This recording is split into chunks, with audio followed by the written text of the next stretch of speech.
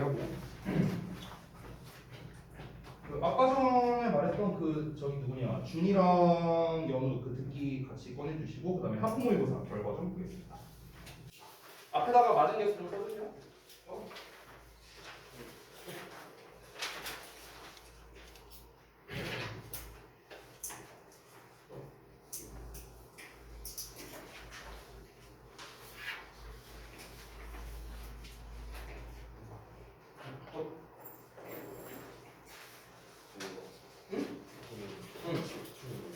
특히 뭐라고? 요거 다 하고 그다음에 뒤에 딕테이션도 하고 그렇게. 자, 보자.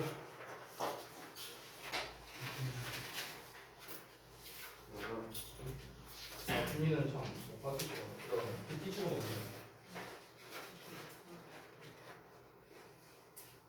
아까 얘기했으니까. 그러면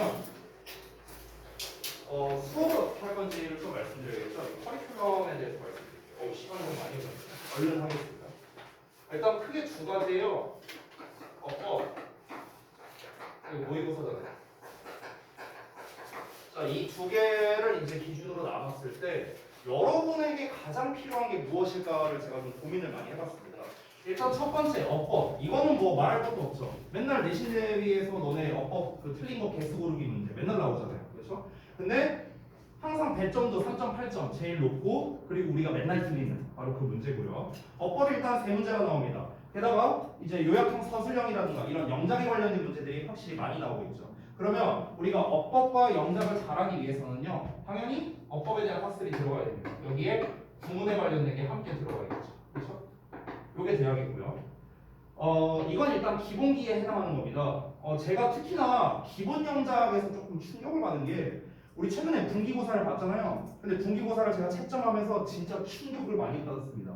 왜 그러냐면 그 분기고사는요, 여러분한테 점수를 주려고 만든 시험지거든요. 왜냐면은 서술형이 되게 단순했잖아요. 그냥 단순히 영작만 하는 거였잖아. 근데 영작만 하는 거였는데 제가 충격을 받았던 거. 메이크의 과거형을 무슨 뭐 메이크드, 뭐 메이큰이라고 쓴 사람도 봤어.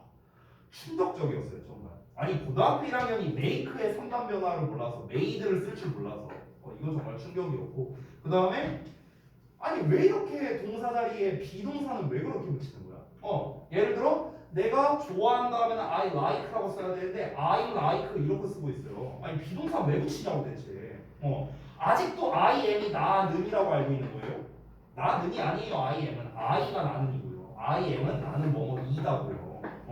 아니 이런 너무나도 중학교 아니 예비 중학교 1학년 학생들한테 가르쳐주는 그런 기본적인 것조차도 사실 너무 많이 틀렸거든요. 이번 시험지를 보면서 좀 새삼스레 충격을 많이 받았습니다.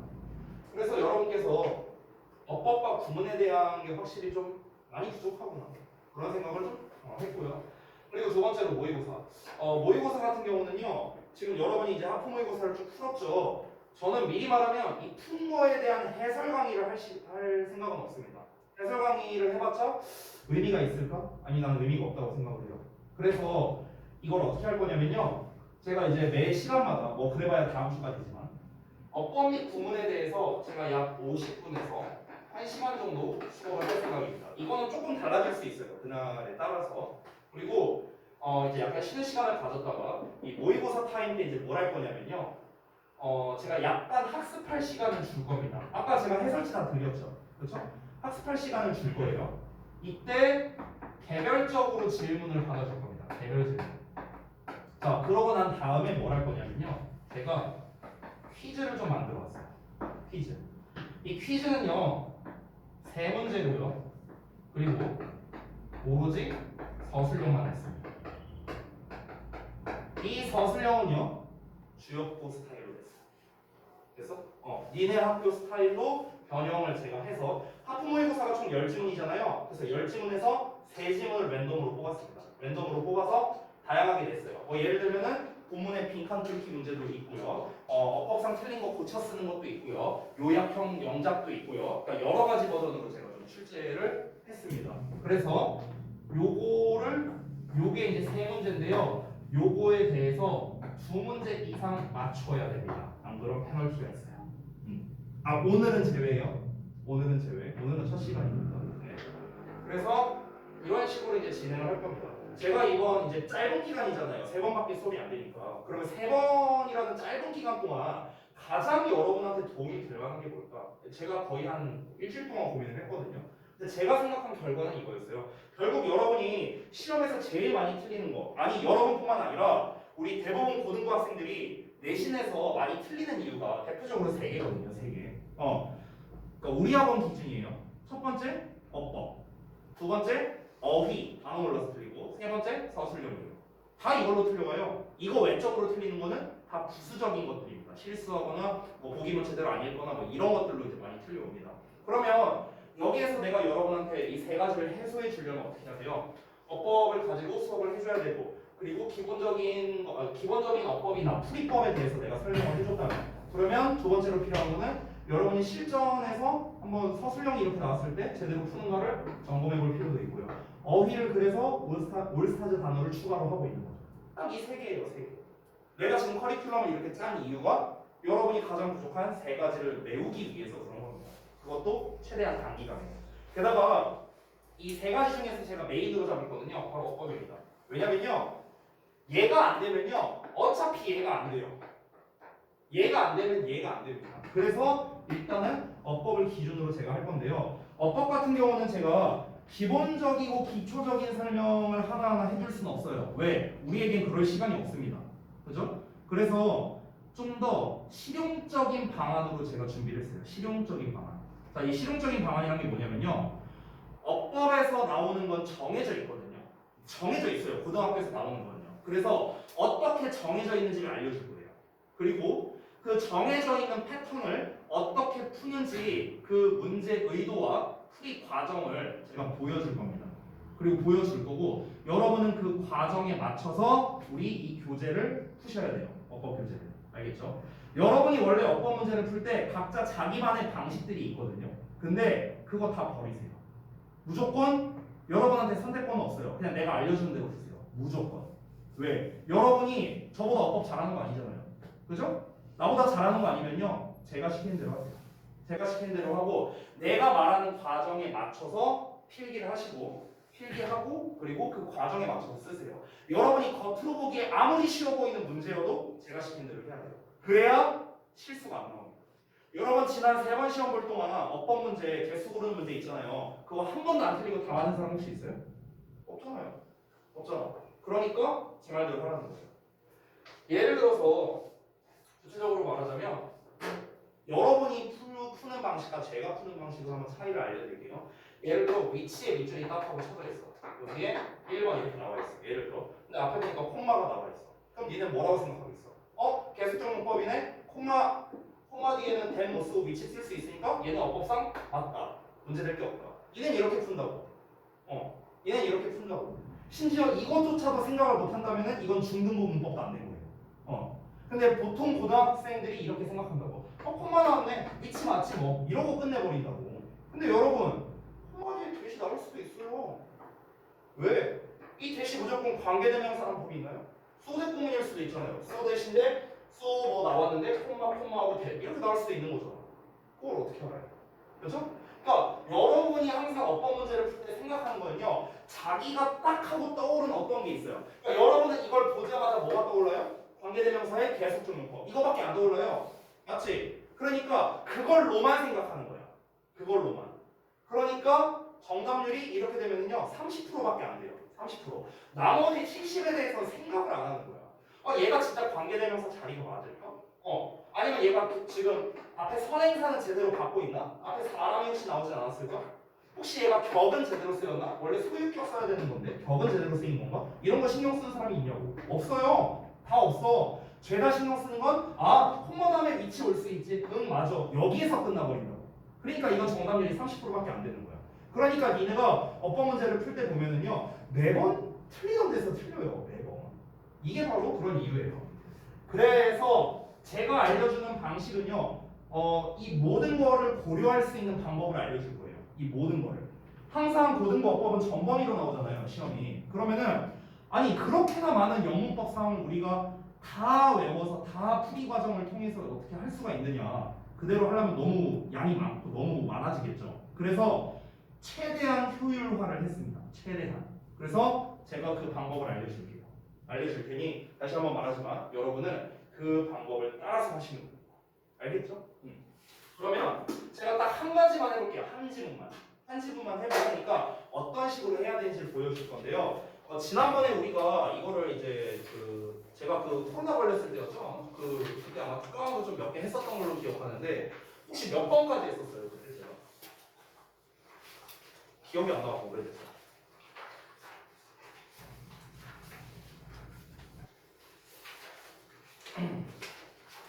몇 번까지 했니? 40번이요? 40분까지 했어?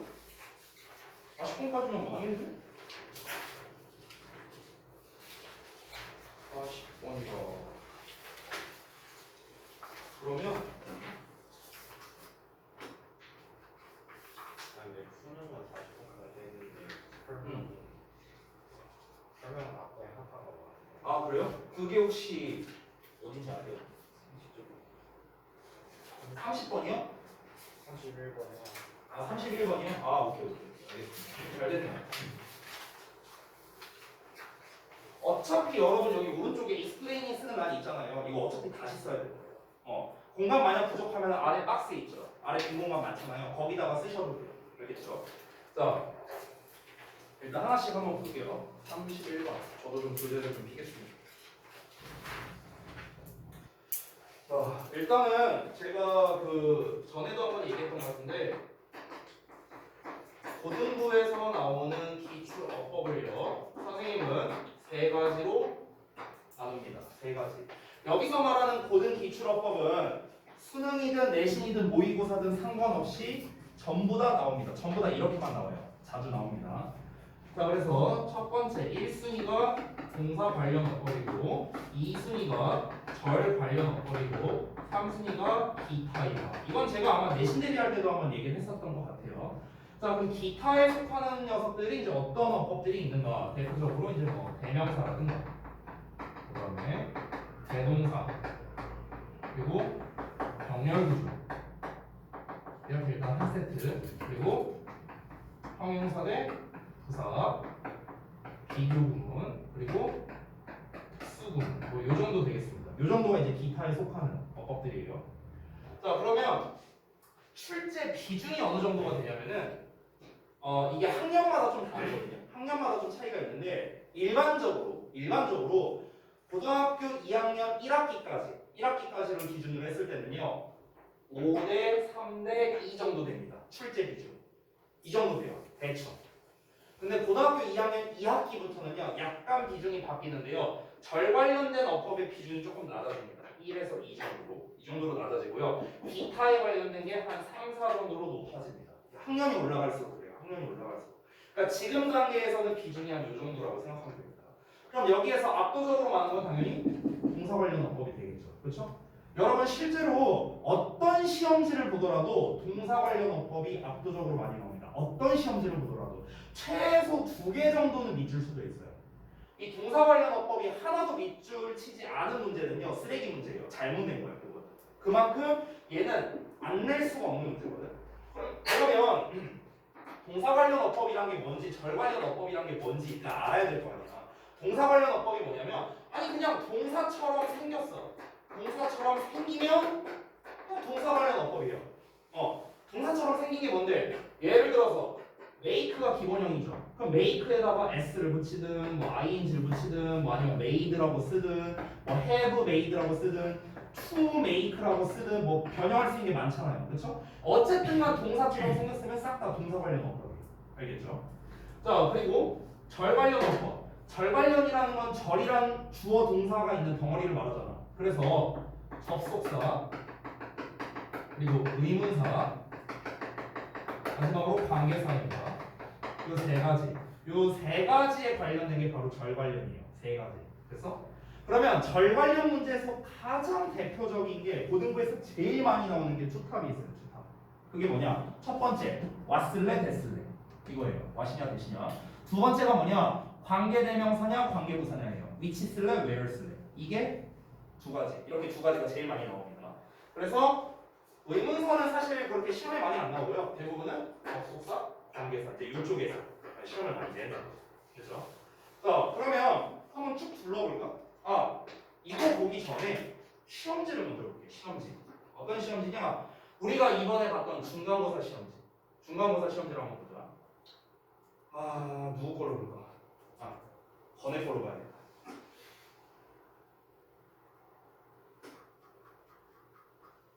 어떤 문제가 좀 후반부에 있었는데 어디 있나? 잠시만요. 어디 있나? 어떤 문제? 아, 여기 있네요. 자, 여기 봐봐. 밑줄이 6개 쳐져 있거든. 밑줄이 6개 쳐져 있는데 지금 이 문제에서 어떤 거에 속하는지 한번 보자. 각 밑줄이. 1번 tolerating ing 있죠? 뭐예요? 동사 관련 어법. 그렇지? 자, 이거 하나 나왔네요. 2번, B번 whom 절관련 어법이죠. 관계사니까. C에 even if 접속사니까 절관련 어법이고요. 3번에 add stress 저거 뭐예요? 여기 비교구문 기타입니다. 기타 하나 나왔고.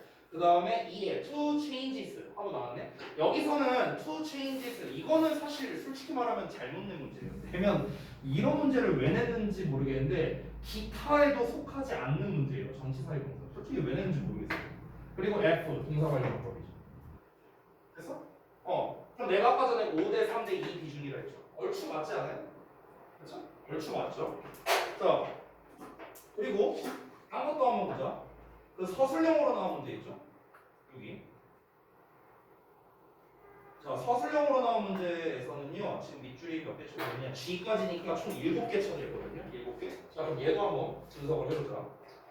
A의 to work 동사 관련, B의 worked 동사 관련, C의 during which 절 관련된 거. 전치사의 관계대명사니까.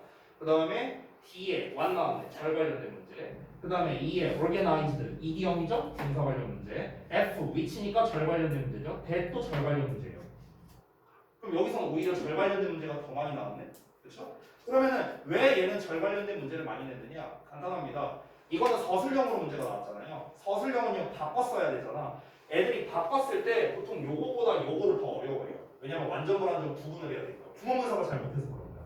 그래서 절 관련된 문제를 냈죠. 어쨌든 야 밑줄이 7개 쳐졌는데 다 이거밖에 안 나왔어요. 기타는 아예 나오지도 않았어요. 됐어?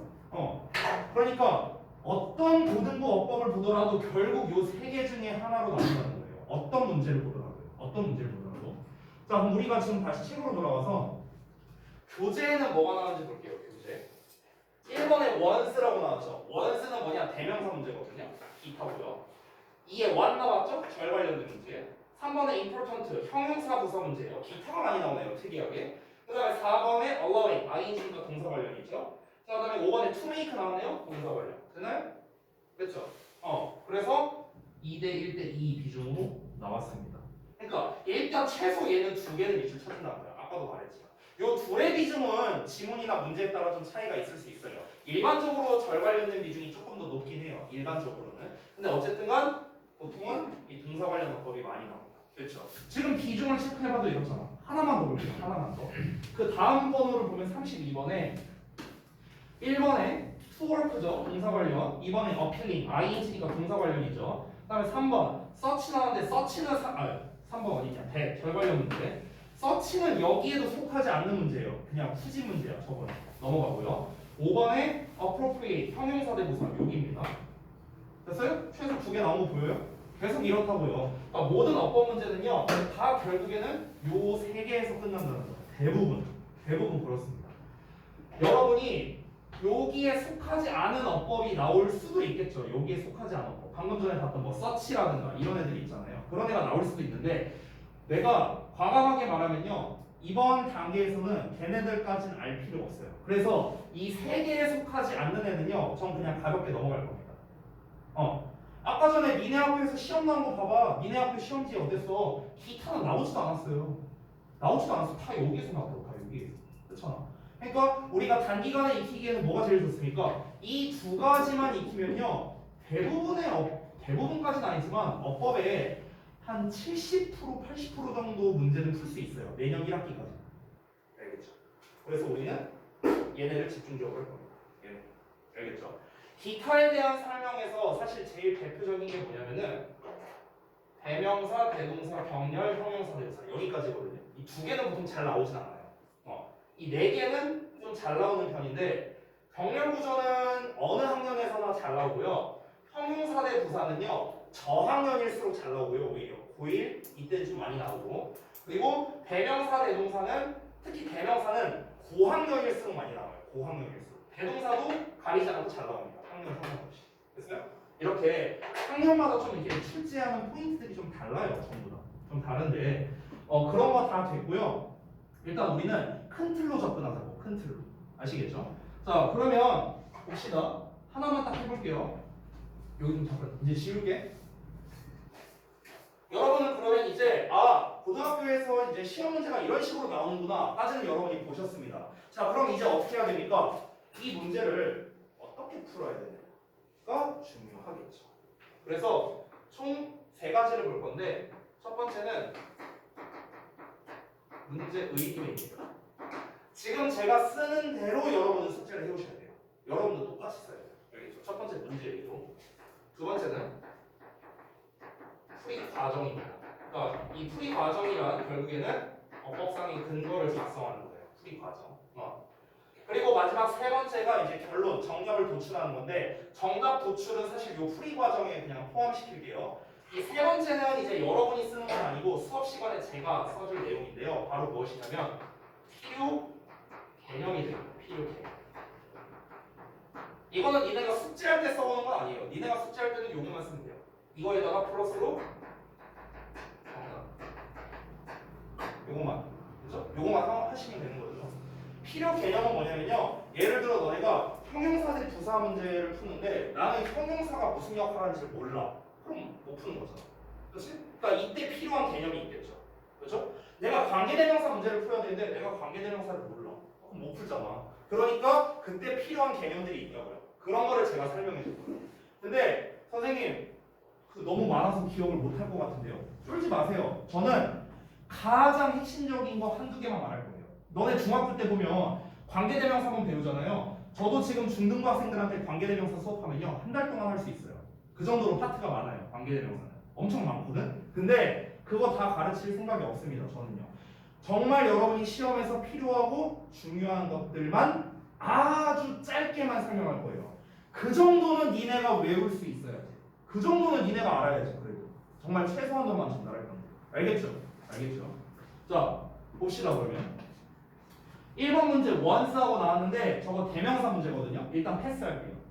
쟤는 절 관련 동사 관련에 속하지 않죠. 그래서 잠깐 패스합니다. 우리 2번부터 볼게요. 2번부터.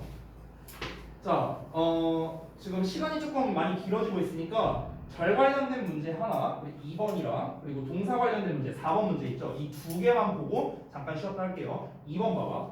여러분 일단 어떤 습관을 가져야 되냐면 너네가 어법 문제를 풀 때 이렇게 밑줄이 쳐져 있잖아. 그러면 이 밑줄이 포함되어 있는 문장의 시작과 끝을 체크하세요. 시작과 끝. 자, 시작 지점이 여기에요. 리센트. 끝나는 지점이 여기입니다. 이렇게 체크를 하세요. 알겠죠? 내가 하라는 대로 하세요. 나보다 어법 잘하는 거 아니면 내가 하라는 대로 하세요. 지금 다. 저는 다. 체크하세요. 체크하고요. 자, 그러고 난 다음에 이제 어떻게 푸는지 그 풀이 과정을 보여줄 건데요. 일단 문제 의도 먼저 알려줄게요. 쟤는 되게 명확하거든요. 왓에 밑줄이 쳐져 있다는 거는요. 왓이냐 대시냐. 아까 전에 내가 말했던 절 관련된 문제 중에 가장 많이 나오는 유형이죠. 가장 많이 나오는 유형. 요겁니다. 자, 그러면 여기에서 풀이 과정을 쓰기 전에 앞서서 필요 개념이 있거든요. 얘는. 이 필요 개념을 제가 좀 따로 쓰겠습니다. 짧게 일단 결론부터 제가 쓸게요. 결론부터. 자, 한 번 한 적이 있어요, 제가. 관계대명사 마시고 접속사 대시고 그다음에 관계대명사 대시입니다. 이렇게 세 개를 썼는데요. 관계대명사와 같은 경우는 뒤에 불완전한 문장이 나오고요. 대은 뒤에 완전한 문장, 여기서의 대은 불완전한 문장 이렇게 나옵니다. 자, 그래서 이 덩어리들이 전부 다 절이에요. 절인데 얘는 명사 절. 얘도 명사 절. 얘는 형용사 절이에요. 참고로 지금 제가 쓴 이 세 가지 있죠. 중3 때 배우는 겁니다. 중3 때 이미 배웠던 그러니까 필요 기본 개념이에요.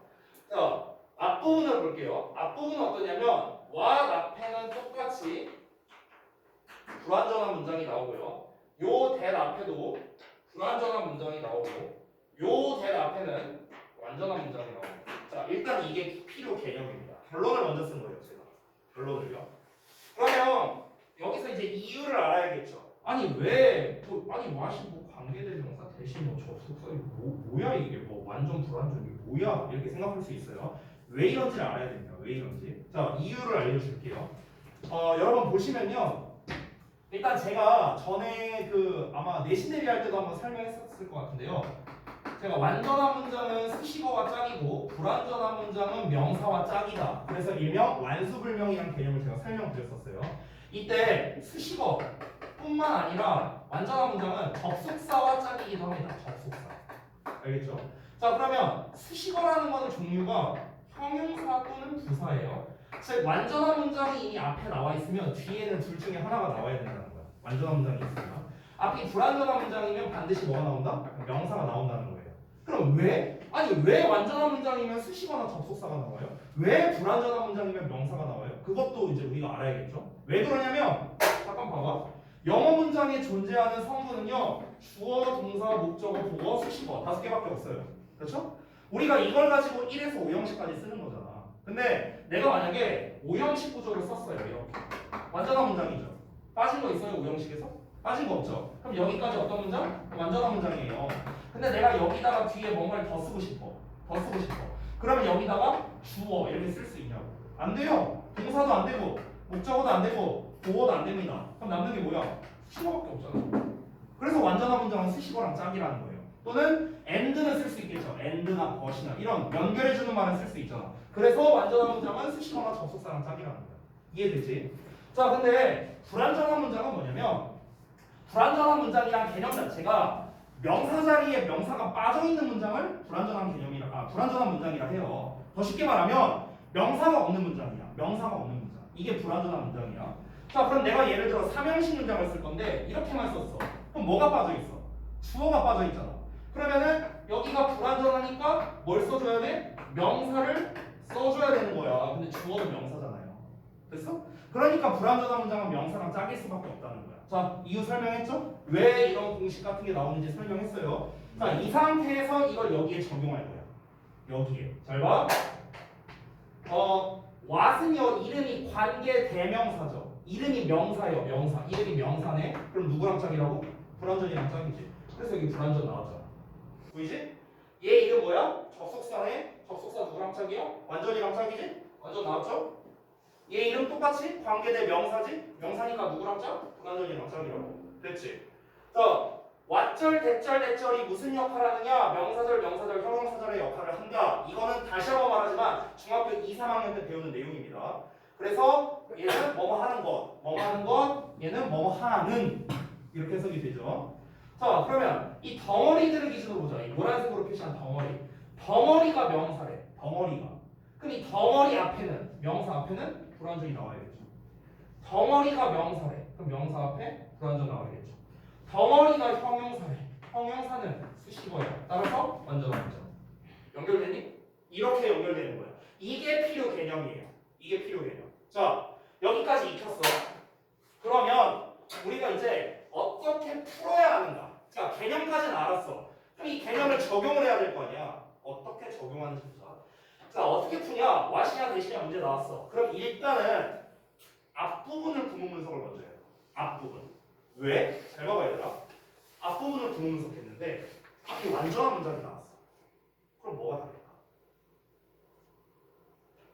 여기 답이 써있잖아. 야, what이냐 대신이냐인지 몰라. 근데 앞이 완전한 문장이 나왔어. 그럼 정답이 뭐예요? 대시예요. 얘밖에 없잖아. what 앞에 불완전이잖아. 그렇지? 그래서 앞이 완전한 문장 나왔다? 대꾸로 끝나는 거야. 알겠지? 선생님 왜 앞을 먼저 구문 분석해요? 뒤를 구문 분석하면은 만약에 뒷문장이 불완전해요. 그럼 불완전할 때는 what도 되지만 that도 되거든. 그렇잖아. 그러니까 앞을 먼저 구문분석 하는 거야. 이해돼? 뭐 말인지? 자, 그래서 앞을 구문분석 했어. 풀이 과정이 이렇습니다. 앞 구문분석해요. 이 순서로 푸는 거야. 무조건 what that은 이걸로 푸는 거야. 이거는요, 제가 좀 과감하게 말할게요. 이건 제가 정답이에요. 이 풀이 과정은 제가 말하는 게 정답입니다. 알겠죠? 앞부분 구문분석을 해요. 그래서 완전한 문장 나와 또는 불완전한 문장 나와 둘 중 하나겠지. 그럼 완전한 문장 나오면 뭐라고요? 다시 정답이라고 그냥 끝나는 거야 이러고. 자, 만약 불완전한 문장 나왔어. 앞이 불완전한 문장이면 what도 되고 that도 되네. 그렇지? 그럼 이제 어떻게 가는 거야? 그럼 이제 2단계로 가는 거야. 2단계. 2단계는 뭐예요? 뒤를 구문분석하는 거죠. 지금 2단계는 어떤 상황이냐? 지금 이 상황이거든요. 앞이 불완전하니까 지금 이 상황이죠. 그럼 이제 얘네들의 차이는 뭘로 봐야 돼? 요걸로 봐야겠죠. 보이죠? 그러면은 여기도 똑같이 나오겠죠. 완전이냐? 불완전이냐? 완전하면은 that을 쓰면 되죠. 불완전하면 what을 쓰면 되는 겁니다. 이게 풀이 과정이에요. 그래서 이렇게 푸는 거야. 이렇게 풀어야 실수가 안 나오고 정확하게 풀 수 있습니다. 자, 근데 여러분 지금 이 모든 풀이 과정에서 가장 중요한 게 있거든요. 뭐냐면요. 이 문장이 완전한지 불완전한지 구분할 줄 아는 능력이죠. 내가 구문 분석을 했어. 근데 얘가 완전한지 불완전한지 몰라요. 그럼 어떻게 해? 그럼 틀려야죠. 그래서 구문 분석이 중요한 거예요. 그래서 구문 분석을 해야 되는 거예요. 너네 맨날 구분해서 테스트 볼 때 보면은 막 대충 하는 경우 많잖아요. 그러니까 맨날 틀리는 거야. 정확히 해야 돼요. 정확히. 자, 다시 한번 보자 그러면. 여기 주어야. 주어 다음에 동사 나와야 되지. 근데 동사가 안 나왔네. 전치사에 명사 묶었어. 동사 나왔네 드디어. is not. 동사 나왔어.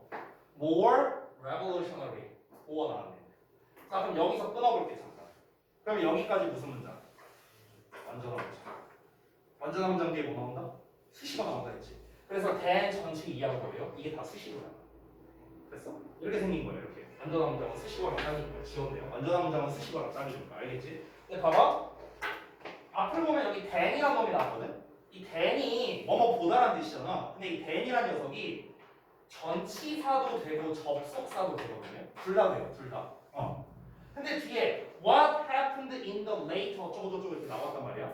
그러면은 여기서의 than은 뭐로 쓰였냐면 전치사로 쓰였다는 걸 알 수 있어요. 쌤 그걸 어떻게 알아요? 전치사 뒤에 뭐가 와야 되죠? 명사 와야 되잖아. 그래서 명사절이 온 거예요. 명사절이 온 거야. 전치사 뒤에 명사가 온 거야. 여기까지 됐나요? 자, 그러면 우리 다시 돌아가서 앞이 완전한지 불완전한지를 구분한 거였잖아. 그렇지? 근데 what 앞부분이 여기까지죠. what의 앞부분은. 그렇죠? 그럼 여기까지만 끊어봐. 앞에 then으로 끝나네요. 이게 완전이야 불완전이야? 불완전이지. 왜? then으로 끝났잖아. 아니 얘가 접속사는 전치사는 어쨌든 뒤에 뭐가 있어야 될 거 아니야. 근데 없잖아. 그럼 뭐야? 불완전. 그럼 앞이 불완전이니까 어떻게 하라고요? 2단계로 가라고. 뒷문장을 분석해보는 거야. 뒷문장이 완전한지 불완전한지. 완전하면 대시고 불완전하면 what이에요. 근데 뒤를 보니까 어때요? happened. 동사 나왔네요. 뭐가 없어요? 주어가 없네요. 그럼 주어가 없는 불완전한 거죠? 그래서 what? 문제될 거 없다. 이렇게 푸는 거야. 됐어? 이게 풀이 과정이라고. 지금 딱 이대로 풀었어요. 저는요. 이대로 풀었습니다. 이게 what that을 푸는 것의 정석이에요. 그리고 지금은 제가 천천히 그것도 말을 하면서 풀었기 때문에 오래 걸렸지만요. 진짜 너네가 숙달되면은 이렇게도 할 수 있습니다. 숙달되면은요. 그냥 막 쓱 보는 거야. 쓱 보더니 괜히 있네? 뒤에 동사 났네? 오케이, 와 맞아. 이러고 끝나요. 지금 내가 푸는데 3초도 안 걸렸어요. 이 속도로 가능하다고요. 이렇게 빨리 가능하다고. 그것도 정확하게. 그래서 야 시험 보는데 빠르고 정확한 것만큼 좋은 게 어딨어. 그지? 그래서 무조건 내가 알려주는 방법으로 여러분 해결하셔야 돼요. 그래야 너네가 이게 습관이 돼서 빠르고 정확하게 어법 문제를 풀 수가 있습니다. 알겠죠? 좀 많이 길었는데 조금만 쉬었다가 이어서 할게요.